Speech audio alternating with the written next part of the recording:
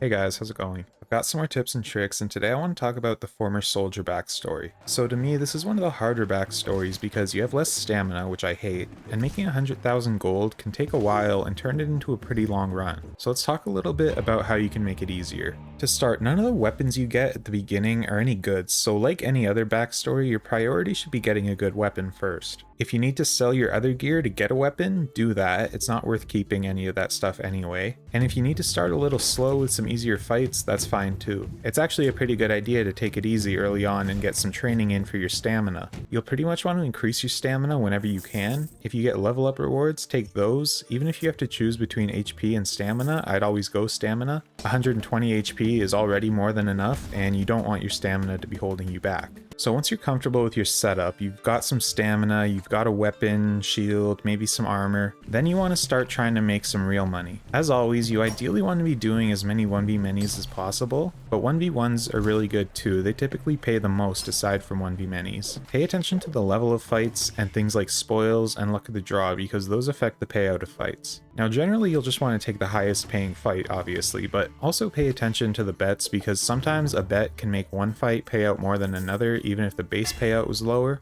You'll want to check the bets every week regardless to squeeze the most money out of each fight. Also, one of the biggest things is don't be afraid to spend your money. It can be tempting to save every coin you make, but realistically 100k is a lot and this run takes some time. It's not like fame that you can boost out the wazoo, you can only make so much money each week. So go ahead and buy some armor, some weapons. The healing upgrades really help on this backstory since you're probably healing more HP than usual. Eventually you'll get to a point where you've got your gear and you're making a lot more than you're spending, which is when you're really set up nicely for the victory. So if early on you feel like your coin total isn't high enough, just stay patient, it'll get there. That being said, there is also one way to make more money, and that is by boosting your fame. Like I mentioned, you can boost your fame really high, and by trading it for gold, you can actually knock out big chunks of the amount you need. So don't necessarily prioritize fame bonus over armor rating, but if you can get high fame bonuses, it does help. The last thing I want to mention is to remember by the end of the run to check your gear and how much you can get for selling it. If you've accumulated a nice set of high level gear, you can probably sell it for anywhere from 5 to 10k, maybe even more.